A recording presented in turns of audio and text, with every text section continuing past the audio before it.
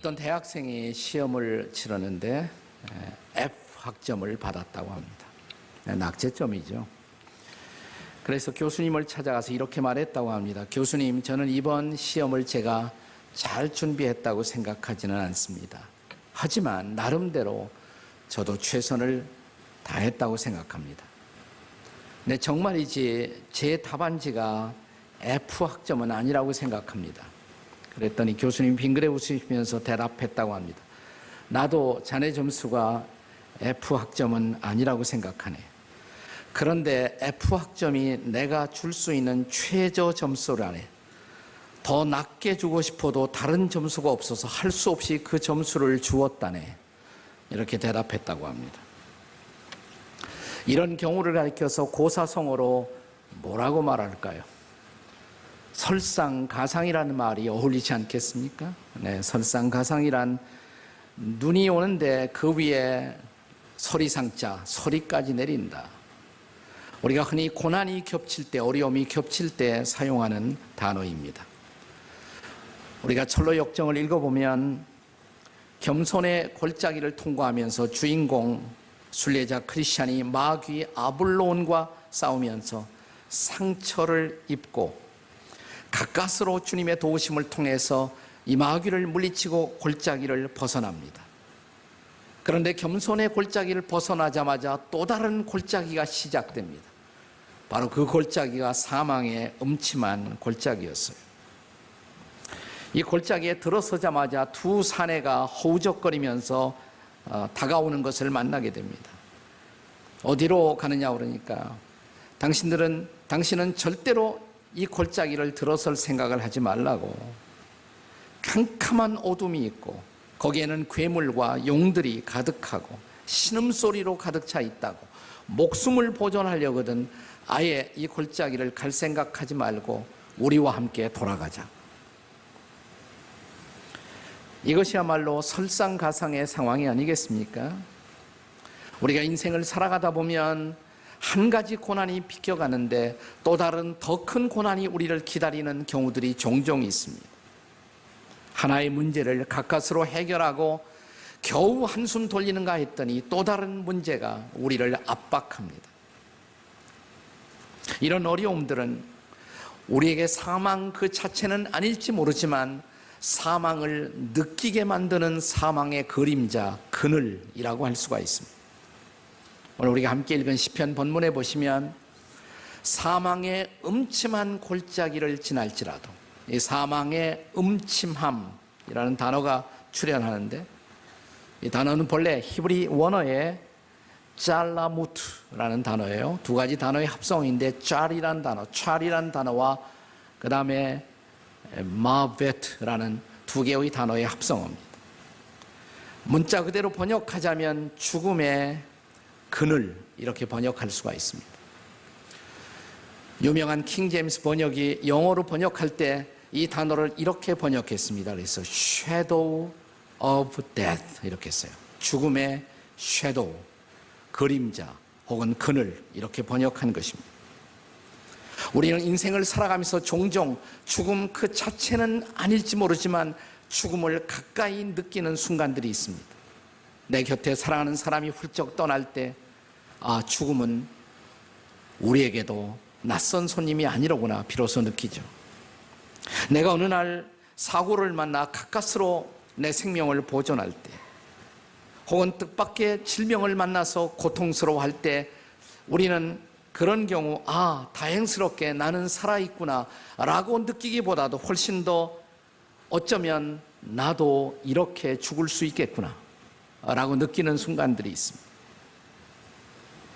우리는 모두 예외 없이 이런 사망의 음침한 골짜기를 통과해야 합니다. 이 골짜기를 통과하지 않고 저 새 예루살렘으로 천국 가는 다른 길은 없습니다. 돌아갈 수도 없습니다. 가야 합니다. 이 골짜기는. 그런데 여기 복음이 있습니다. 우리가 철로역정에서 이 사망의 음침한 골짜기를 통과하는 주인공 순례자 크리스찬을 통해서 받을 수 있는, 들을 수 있는 복음이 있어요. 굿뉴스가 있어요. 이 크리스찬은 마침내 이 골짜기를 통과할 수 있었습니다. 그에게 세 가지 무기가 있었기 때문에 그렇습니다. 이 세 가지 무기는 순례자로 하여금 내 곁에 주님이 함께 계시구나라는 것을 강력하게 느끼게 만들어 주었습니다. 그것 때문에 이 골짜기를 통과할 수 있었어요.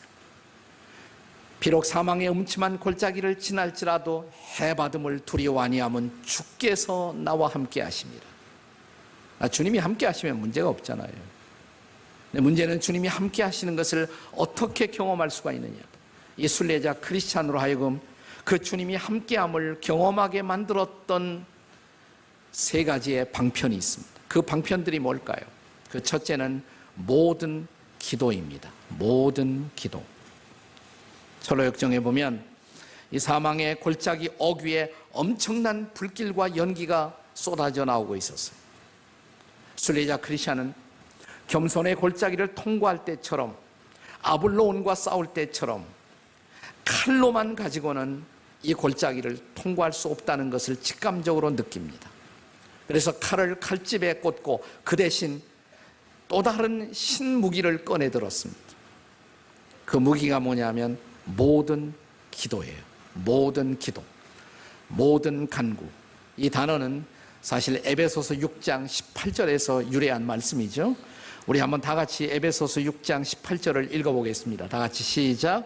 모든 기도와 간구를 하되 항상 성령 안에서 기도하고 이를 위하여 깨어 구하기를 항상 힘쓰며 여러 성도를 위하여 구하라. 전에도 제가 이 구절을 함께 나누면서 말씀을 드렸습니다마는 이 짤막한 구절 아래 계속되는 반복되는 단어가 있어요. 모든이란 단어예요. 모든 기도, 모든 간구, 항상, 항상도 all the time, 이렇게 always, 모든 성도를 위하여 기도하라. 모든이란 단어가 반복됩니다. 여기서 인생의 위기 앞에 바울 사도는 우리가 모든 기도를 사용할 것을 권하고 있습니다. 실제로 순례자 크리스찬이 그래서 골짜기에 들어가자마자 그가 할 수 있는 모든 기도를 드리기 시작합니다. 주님, 저를 구해 주세요. 짤막한 기도도 해보고, 제가 주의 능력을 의지하나이다 소리쳐 보기도 하고, 혹은 조용히 걸으면서 주님, 저와 함께 해주세요. 이 기도를 계속 반복합니다. 그러자 어느 한순간 이 기도를 계속해서 드리는 사이에 한순간 그 캄캄한 어둠이 걷히면서 빛이 보이고 악한 영들이 사라져요. 네, 이것이 기도의 능력인 것입니다. 기도란 무엇을 뜻합니까? 기도한다는 것은 내 힘만 의지할 수 없어서 전능자의 힘을 의뢰하는 것이 아니겠습니까? 우리가 기도하는 순간 우리는 전능자와 연결되는 거예요. 그 순간 나는 내 힘으로 걷는 것이 아니라, 내 힘으로만 사는 것이 아니라 전능자의 힘으로 걸어갈 수가 있다는 것입니다. 그것이 바로 기도예요. 바로 그 모든 기도를 우리는 사망의 음침한 골짜기를 지날 때, 인생의 위기의 마당에서 특별히 모든 기도를 사용할 필요가 있습니다. 교회 나와서 공적으로 하는 기도, 이런 기도도 하세요. 그러나 개인적으로도 사적으로도 기도하십시오. 소리내어 통성으로도 기도하십시오. 침묵으로도 기도하십시오. 길게도 기도하십시오. 짧게도 기도하십시오. 새벽에도 기도하십시오. 낮에도 기도하십시오. 저녁에도 기도하시고 한밤에도 잠이 안 오거든 벌떡 일어나 기도하십시오. 항상 기도하십시오. 탄원하며 기도하십시오. 자백하며 기도하십시오. 감사하며 기도하십시오. 이것을 가리켜서 모든 기도, 할 수 있는 모든 기도를 동원한 기도, 이것이 all prayer, 모든 기도예요. 우리가 농구 게임 관전을 하다 보면 마지막에 분리할 때 대세를 바꾸기 위해서 사용하는 감독들의 전략이 있습니다. 뭐라고 그럽니까? all court pressing이라고 그러죠. 네. 우리가 인생의 위기 앞에서 사용할 수 있는 기도, 모든 기도, 모든 기도. 그리고 무엇보다 중요한 것은 성령 안에서 기도하는 것입니다. 성령 안에서 기도하라. 이 성령 안에서의 기도가 뭘까? 마치 이런 상태가 아닐까 생각해요. 어떤 때는 기도해야 할 것 알면서, 이런 순간에 무엇보다 기도가 필요하다는 것 당연히 알면서도 막상 기도하려고 그러면 기도가 안 돼요. 그럴 때 어떻게 할까요? 그때 억지로라도 기도하는 것이 좋을까요? 저는 그렇게 생각합니다. 기도가 안 될 때 억지로라도 기도하셔야 돼요. 그냥 뭔가 중얼거려 보세요. 그냥 하나님 기도가 잘 안 돼요 라고도 기도하십시오. 그래서 엎드려서 그냥 뭔가 계속 답답한 마음을 토로하다 보면, 그런데 그렇게 하다가 한순간 갑자기 기도가 터집니다. 기도가 열려요. 그리고 한순간 내가 기도하는 것이 아니라 누군가가 나를 사로잡고 내 기도를 인도하는 것을 경험하게 됩니다. 지금 하는 내 말이 뭔지 이해가 되시는 분은 기도가 뭔지 아시는 분이에요. 저는 이런 상태가 바로 성령 안에서의 기도가 아닐까 생각해요. 자, 그리고 그 순간 성령이 나를 붙들고 내 기도를 인도해 가시는 순간, 그렇게 안 됐던 기도가 터지면서 기도가 열려요. 기도가 막 흘러요. 그리고 그 순간 두려움이 사라집니다. 모든 염려가 사라집니다. 나는 갑자기 새 힘을 얻습니다. 기도하는 자리에서 벌떡 일어나 인생의 위기와 대결할 수 있는 능력을 얻습니다. 이것이 바로 모든 기도예요. 나는 여러분들이 사망의 음침한 골짜기를 지나면서 이런 모든 기도를 사용할 수 있기를 주의 이름으로 축복합니다. 우리 옆에 있는 분들에게 모든 기도 해보세요. 이렇게 한번 얘기해 보세요. 시작. 네, 모든 기도 해보십시오. 네. 자, 여기 두 번째 방편이 있습니다. 이 사망의 음침한 골짜기를 통과하는 순례자 크리스찬이 사용한 두 번째 방편은 약속의 말씀입니다. 약속의 말씀. 이 철로역정의 주인공 크리스찬이 아직도 불안을 완전히 떨치지 못하고 이 골짜기를 조심성스럽게 걷고 있었을 때 갑자기 앞에서 뭔가 읊조리는 소리가 들려와요. 가만히 들어보니까 성경 말씀이었어요. 본문의 말씀이었습니다. 시편 23편 4절의 말씀이었어요. 내가 사망의 음침한 골짜기로 다닐지라도 해를 두려워하지 않을 것은 주께서 나와 함께 하심이라. 누군가가 내 앞에서 그 길을 지나면서 이 말씀을 계속 읊조리고 있는 거예요. 암송하고 있었어요. 너무 반갑죠. 누구세요? 저하고 같이 가요. 근데 아무 대답이 없어요. 계속 이 말씀만 반복하는 거예요. 그런데 이 반복되는 말씀을 자기도 따라서 하다가 그 말씀의 의미가 다가오기 시작했습니다. 아, 그래. 이 앞에 가는 사람과 함께 하시는 그 주님이 나와도 함께 하시지. 갑자기 이 말씀을 통해서 하나님의 임재를 경험하는 그 순간 순례자 크리스찬은 큰 힘을 얻습니다. 말씀의 능력을 경험하는 순간이에요. 바로 이런 경우를 위해서 우리에게 주셨던 말씀이 저는 시편 119편 105절의 약속이 아닐까 생각해요. 같이 한번 읽어보시겠습니다. 시작. 주의 말씀은 내 발의 등이요 내 길의 빛이 나이다. 말씀을 붙들고 묵상하다가 비로소 빛이 보여. 아, 이렇게 하면 되겠구나. 말씀이 빛이 되어 나를 인도하는 것입니다. 동일한 약속을 신약 성경에서도 발견합니다. 사도 베드로의 증언을 들어보세요. 베드로후서 1장 19절의 말씀입니다. 다 함께 읽겠습니다. 시작. 또 우리에게는 더 확실한 예언이 있어 어두운 데를 비치는 등불과 같으니 날이 새어 샛별이 너희 마음에 떠오르기까지 너희가 이것을 주의하는 것이 옳으니라. 이것이 뭐예요? 기록된 말씀이에요. 성경 말씀을 뜻하는 것입니다. 이 말씀이 내 마음에 떠오르는 샛별이다. 어두운 데를 비치는 등불이다.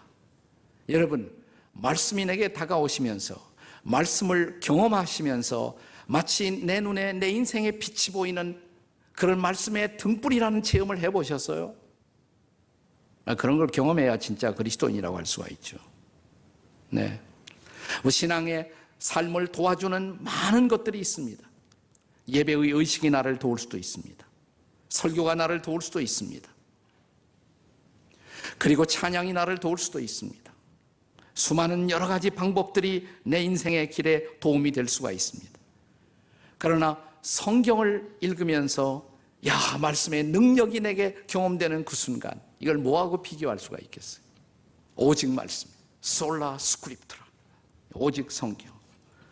이것이 진정한 개혁의 스피리트, 개혁 정신이었던 것입니다. 오늘의 사망의 음침한 골짜기를 통과하면서 저와 여러분을 안전하게 그리고 완벽하게 인도할 수 있는 유일한 가이드, 그것은 하나님의 말씀인 것을 믿으시기 바랍니다. 이 말씀을 가까이 하십시오. 이 말씀을 묵상하십시오. 이 말씀을 암송하십시오. 이 말씀을 붙들고 사십시오. 이 말씀을 순종하십시오. 그러면 우리는 이 골짜기를 돌파할 것입니다. 새로운 내일을 볼 것입니다.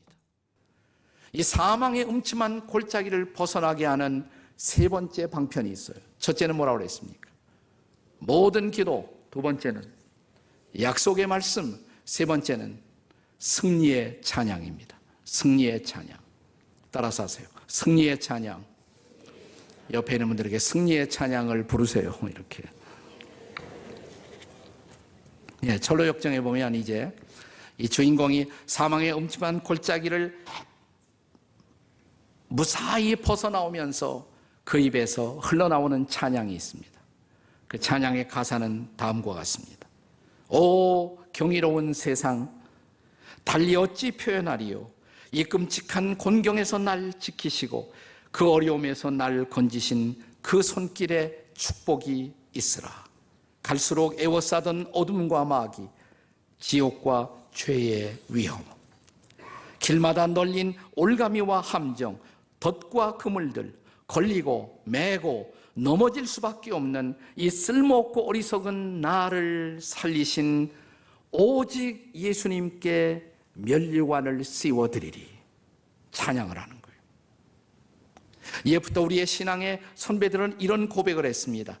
기도는 우리를 영적 싸움에서 견디게 만들지만 찬양은 이 싸움을 끝나게 한다. 다시 반복합니다. 아주 중요한 메시지예요.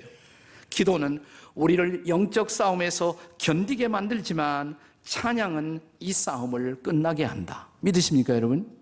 따라서 해보세요. 기도는 영적 싸움에서 견디게 하지만 찬양은 이 싸움을 끝나게 한다. 네, 기도한다는 것은 아직도 싸우고 있다는 얘기예요. 근데 찬양하는 순간 싸움은 끝났다는 선언이에요. 여러분, 이 찬양을 부른다는 것, 이것은 이 싸움의 완벽한 승리를 이미 주님 앞에 드리고 있는 모습인 것입니다.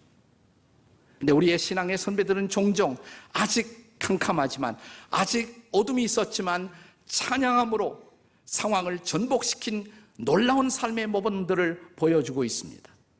여러분, 바울 사도가 빌립보의 감옥에 들어갔을 때를 상상해 보세요.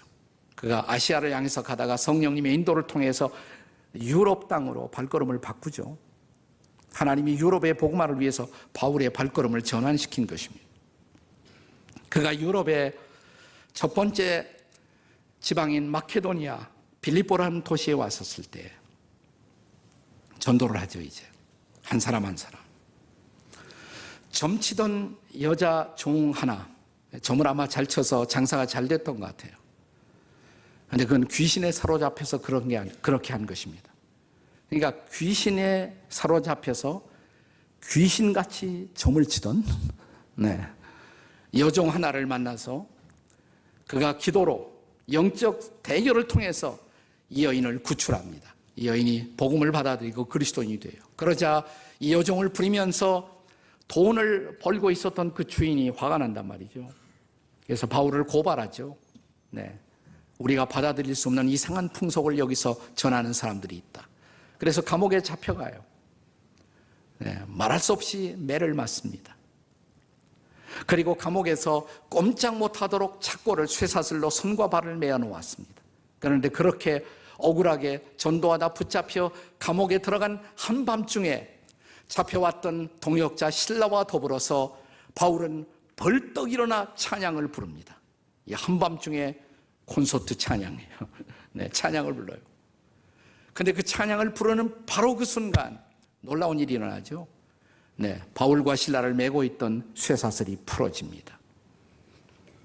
죄수가 도망가면 이 간수는 책임을 져야 하니까 너무 당황해서 간수가 자살을 하려고 하는 순간 도망가지 말라고, 우리는 다 여기 있다고, 하나님이 역사하는 현장에 섰던 이 간수는 너무 놀라서 바울 앞에 엎드려 이렇게 말합니다. 선생들아, 우리가 어찌하여야 구원을 얻으리까?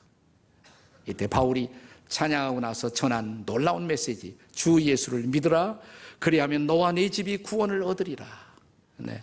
간수가 구원받고 빌립보의 감옥의 문이 활짝 열리고 유럽 선교의 문이 활짝 열리는 놀라운 기적이 일어났습니다. 찬양이 감옥을 여는 것입니다. 찬양이 쇠사슬을 푸는 것입니다. 찬양이 우리의 삶의 진정한 승리를 가져다 주는 것이에요. 한평생 찬양이란 주제 하나만을 가지고 설교를 하면서 세일 수 없는 수많은 사람들에게 은혜와 감동을 끼쳤던 한 사람이 있습니다. 이 사람 본래 군대 쫄병으로 들어갔다가 은혜 받고 나서 군인들에게 전도하기 위해서 다시 군목을 자원해서 들어갑니다. 그는 어디 가든지 그는 한 단일한 주제로 설교를 했습니다. 그의 메시지는 언제나 같았습니다. 이분이 남긴 책이 여러 권이 되는데 그 책 읽어봐도 메시지는 사실 하나밖에 없어요. 그건 범사에 감사하라, 혹은 범사에 찬양하라. 그분의 메시지의 독특함은 이런 것입니다. 우리가 어떤 문제에 둘러싸이면 이 문제에서 나를 구출해 달라고, 혹은 어떤 사람을 위해서 중보할 때 저 사람 변화시켜 달라고 기도하는데, 그렇게 기도하지 말고 일단 감사를 하라는 거예요. 힘들어도 감사부터 하라는 거예요. 짐이라는 이름을 가진 젊은 청년이 있었는데, 이분이 지금 소개해드린 군목 멀린 캐로도스라는 사람이에요. 멀린 캐로도스. 지금은 고인이 되었습니다만 찬양의 능력이라는 유명한 책을 쓴 사람입니다. Power of Praise라는 책. 네. 수십만의 인생들을 변화시켰어요. 그런데 메시지는 사실은 단순해요. 짐이라는 청년이, 이 사람은 항상 아버지 때문에 골몰리 앓았습니다. 그 아버지가 알코올 중독자였어요. 그래서 자기 아내와 더불어 자기 아버지를 위해서 기도할 때 항상 기도가 뭐냐면, 하나님 우리 아버지 변화시켜 주세요. 우리 아버지 이 중독에서 구출해 주세요. 그런데 멀린 캐로토스의 설교를 듣고 이런 도전을 받습니다. 당신이 먼저 할 일은, 그 변화보다도 먼저 할 일, 그 아버지에 대해서 하나님 앞에 감사해 보시라고. 아니, 이런 상황에서 어떻게 감사할 수 있어요? 당신이 하나님의 주권을 믿는다면, 하나님을 사랑하는 자, 그 뜻대로 부르심을 입은 자들에게는 모든 것이 합력해서 선을 이룬다, 이 말씀을 참으로 믿는다면, 그 환경 속에 역사하실 하나님, 그리고 마침내 선을 이루실 하나님, 그 하나님을 믿는다면 찬양할 수 있지 않느냐고. 이 설교를 듣고 충격을 받습니다. 그리고 집에 들어와서, 여보, 우리 기도가 틀렸어. 우리 아버지 변화시켜 주세요. 이게 아니라, 아버지 주셔서 감사합니다. 나 한 번도 그런 기도 안 해봤거든. 부인이 막 웃으면서, 어떻게 당신 아버지 같은 사람을 감사할 수 있어요? 그런데 목사님 말씀이 일리가 있어. 그 말씀 속에 그 하나님의 약속, 모든 것이 합력해서 선을 이룬다면 이것도 마침내 합력해서 선을 이룰 거야. 그렇다면 감사할 수 있잖아. 들어보니까 맞거든요.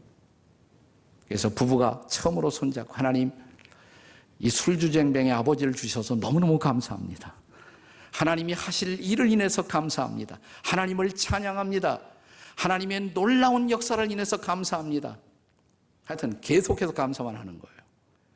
아버지가 주정을 부려도, 힘들게 해도 계속 찬양하고 계속 감사하고.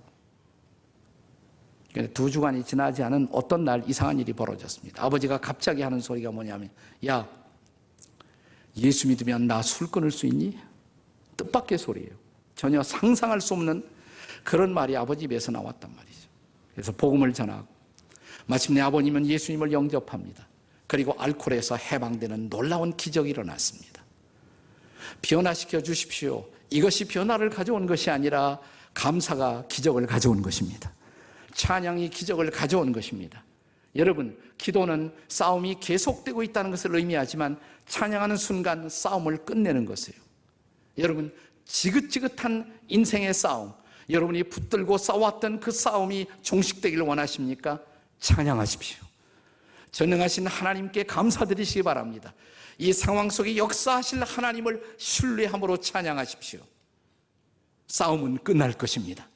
골짜기를 벗어날 것입니다. 새 일이 시작될 것입니다. 그 하나님을 경험하는 오늘이 되시기를 주의 이름으로 축복합니다. 같이 기도하시겠습니다. 그렇습니다. 오늘 힘들고 아파하는 아픔으로 주 앞에 서 있는 당신의 백성들을 긍휼히 여겨주시고 오늘 다시 기도하게 도와주시옵소서. 모든 기도로 기도하게 도와주시옵소서. 약속의 말씀을 붙들게 도와주시옵소서. 무엇보다 이 말씀을 붙들고 우리 가운데 놀라운 일을 행하실 하나님을 찬양하게 도와주시옵소서. 감사하게 도와주시옵소서. 우리를 붙들어 매고 있는 모든 쇠사슬은 끊어질지어다. 우리를 낙심시키는 좌절시키는 좌절의 영들은 떠나갈지어다. 성령이 오시옵소서. 우리를 붙들어 주시옵소서. 찬양하게 도와주시옵소서. 감사하게 도와주시옵소서. 그래서 하나님이 진정 나의 인생의 영원한 여호와 목자이심을 주 앞에 찬양하게 도와주시옵소서. 우리 주 예수 그리스도의 권세 있는 이름으로 기도하옵나이다. 아멘.